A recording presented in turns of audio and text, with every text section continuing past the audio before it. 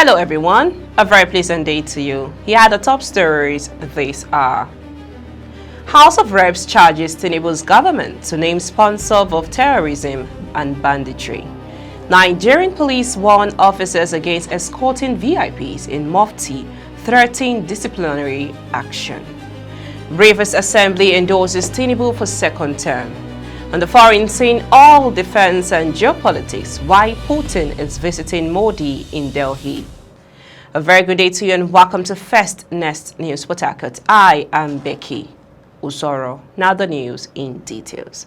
The House of Representatives, led by the Speaker Tajuddin Abbas, has asked the President Bola Tinubu-led government to review the financiers of terrorism and banditry in Nigeria. Reports that the Green Chamber passed the resolution during Wednesday's plenary after adopting a report of its security debate which took place last week. The lawmakers asked the federal government to establish a special court for terrorism, banditry, and kidnapping. The legislature said the penalties for arms trafficking and illegal possession of weapons should be strengthened and strictly enforced. The parliamentarians said a Truth, Justice and Reconciliation Commission should be established to address extremist, communal and religiously motivated violence. The lawmakers said the more than 40 security recommendations will be forwarded to the Senate for concurrence and then transmitted to President Bola Tinubu, security agencies, state governments and other relevant institutions for implementation.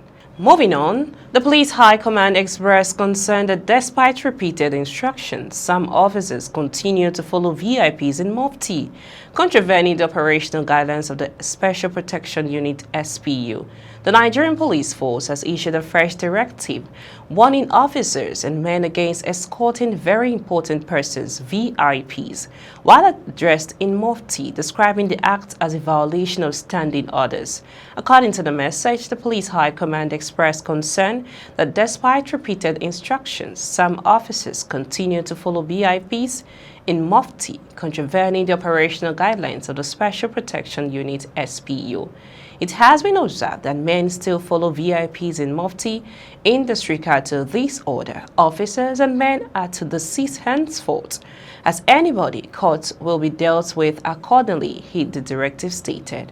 The signal was copied to key police formations nationwide, including commands in Kano, Lagos, Yola, Makurdi, Benin, Port Harcourt, Abuja, Sokoto, Bauchi, Abeokuta, Akure, Akwa Ibom, Oka, Enugu, Ibadan, Minna, Calabar, Asaba, Ebonyi, Akwa Ibom, Owerri, and Kaduna, amongst others. Units were instructed to acknowledge receipt and treat the order as urgent and important. You are listening to news on First Nest News Port Harcourt. Let's go for a short break, where we return to bring to you more details as Rivers Assembly endorses Tinubu for second term.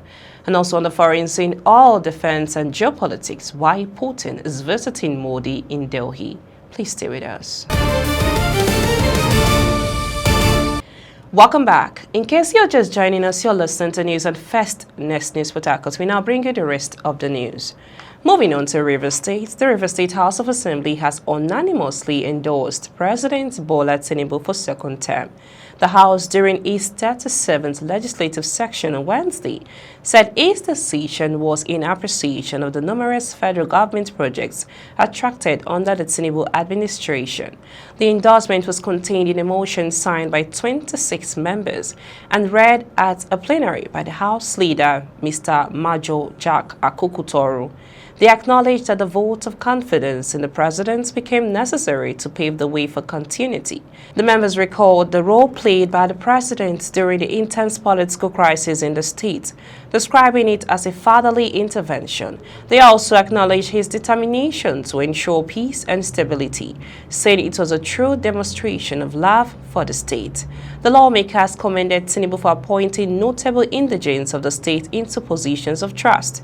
According to them, the gesture has further strengthened ties with the federal government and boosted the morale of politicians in the state. The Speaker, Martin Samueli Obiakpo I, described Tinubu as a compassionate father committed to reposition the country on the path of growth. He also commended the various strategic economic policies of the Tinubu-led administration, describing them as an impactful and people-oriented. The lawmakers further vowed to rally grassroots support for the renewed hope agenda and pledged loyalty to the Minister of the Federal Capital Territory, Nyesom Wike.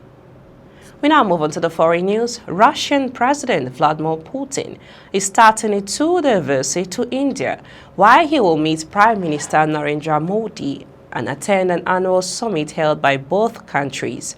Delhi and Moscow are expected to sign a number of deals during the visit, which comes months after the U.S. increased pressure on India to stop buying Russian oil. It also comes as U.S. President Donald Trump's administration holds a series of talks with Russia and Ukraine in an attempt to end the war. India and Russia has been close allies for decades, and Putin and Modi share a warm relationship. Here's a look at why they both need each other and what to watch for as they meet. That's all on the news this hour. We now bring you highlights of the top stories so far. Brought to you that the House of Reps charges Tinubu's government to name sponsor of terrorism, banditry, and also the Nigerian police warn officers against escorting VIPs in Mufti, threaten disciplinary action. And also we brought to you news from Rivers State. The Rivers Assembly endorses Tinubu for second term. And also on the foreign scene, oil, defense and geopolitics, why Putin is visiting Modi in Delhi. Do remember, democracy is the only system that persists in asking the powers that be whether they are the powers that ought to be. I am Becky Usora from I and the entire team in Port Harcourt, Nigeria. Many thanks for watching. Bye for now.